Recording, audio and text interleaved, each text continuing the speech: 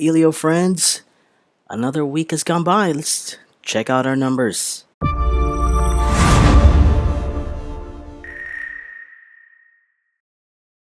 So the last time on our last show, we had 2,180 left over, and this week, December 17th, we have 1,871 left, and which gives us 309 reservation this since our last episode.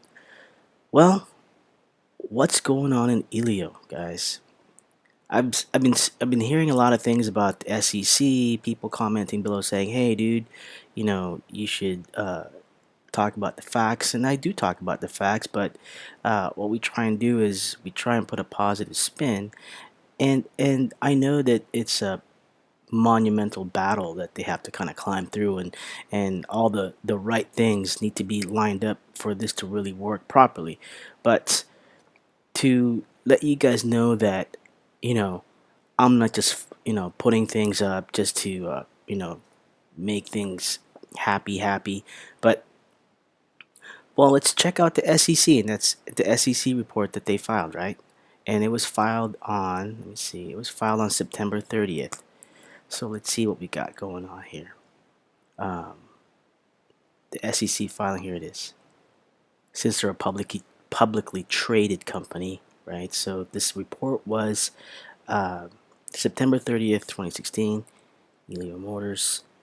So it talks about like everything about the company, the liquidity and the capital resources, future financing. Let's look at the going concerns. We have experienced recurring net losses from operations, which losses have caused an accumulated deficit of $123 million and 212,432 as of September 30th, 2016. In addition, we have a working capital deficit of $25 million, 769,911 as of September 30th, and we had a net loss of 34,784,800 and the 13,873,656 for the 9 months ending September 30th. Okay, so these factors amongst raise substantial doubt about our ability to continue in an ongoing going concern. If we're unable to continue to obtain financing to meet our working capital requirements, we may have to curtail our business sharply or cease operations altogether. I know that's pretty scary for a lot of us. Um, our continuation as an ongoing concern is dependent upon our ability to generate sufficient cash flow to meet our obligations on a timely basis, to retain our current financing, to obtain additional financing, and ultimately to attain profitability. Should any of these events not occur, we will be adversely affected and we may have to cease operations. So that's kind of like tough, right? Tough for a lot of you guys, because I know that we've all been trying to stay positive, and that's why you guys watch a video, and I am not blind to this. So for those of you that would leave negative comments saying that, dude, you don't know what you're talking about, well, no, I'm aware of what's going on, but it's just, sometimes you kind of just have to look at the positive side, right?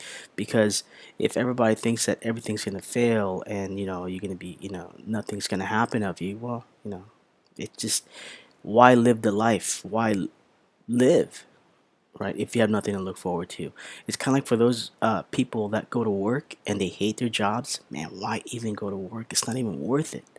Right? Find something that that you'd appreciate, and find something that you want to look forward to, where you want to go to work every day saying like, man, I'm at work, man, this is great.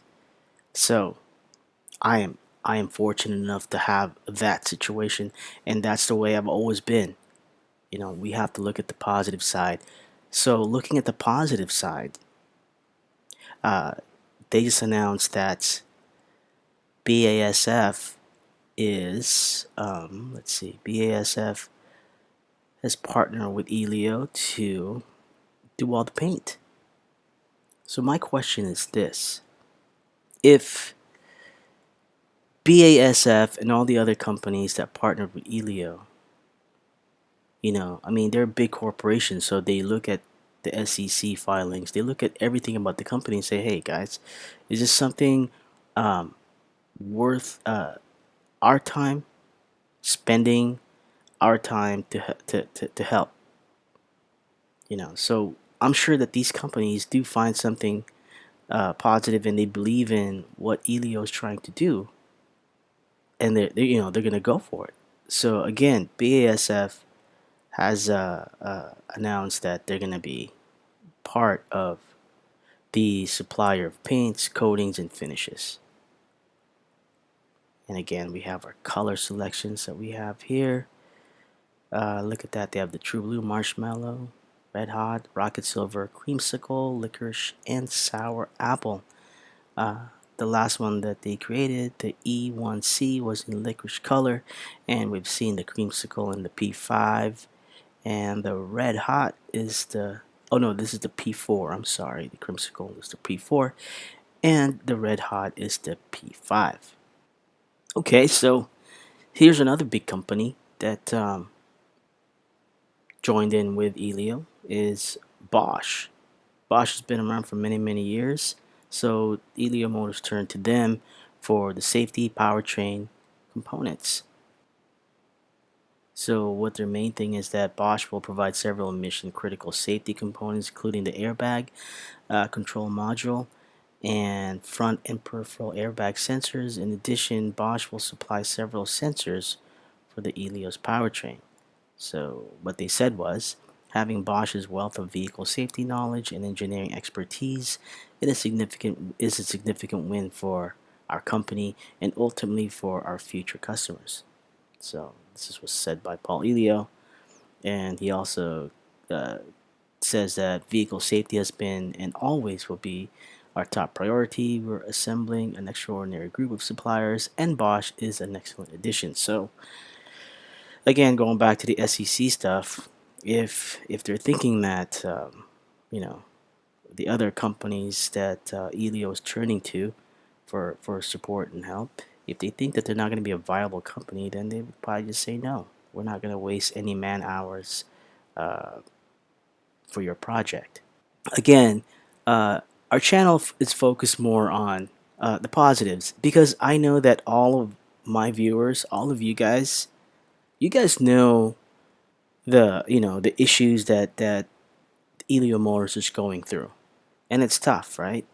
And again, I am not some stooge for Paul Elio. I am just a person that believes in what they're trying to do, and I'm just excited about it. And I want to put forth something that's positive instead of negative, as what we were talking about earlier. If everything's gonna be negative, not gonna happen, whatever, whatever. I mean, why even live? I mean, seriously, you dread going to work every day and you still go do it? Now tell me who's wrong in that picture. So it does take money, and if we can get more traction with Elio, right, and you know we're pretty close to that with our reservation count, and then once they start seeing these things being built and seeing out on the road, the sales are going to go through the roof because they're going to sit there and say, oh yeah, this is cool, they are a viable company, and then the profits will come. Just like Elon Musk and Tesla, and that's why I'm a big fan of Tesla, because after reading Elon's book, uh, his autobiography, no, it's not autobiography, it's a biography. He uh, dumped every single money that he had, right, towards Tesla because it was about to fail. So they need that cash flow coming, and now they're profiting. So that's what Paul's doing. He's not trying to steal your money, my money. He's trying to get his project going. And I think that there's a lot more things we see in the background that we don't see that goes on in the background in trying to run a company, especially for those of you viewers who are business owners.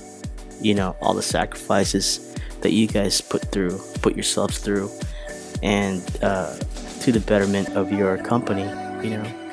Sometimes you got to do what you got to do.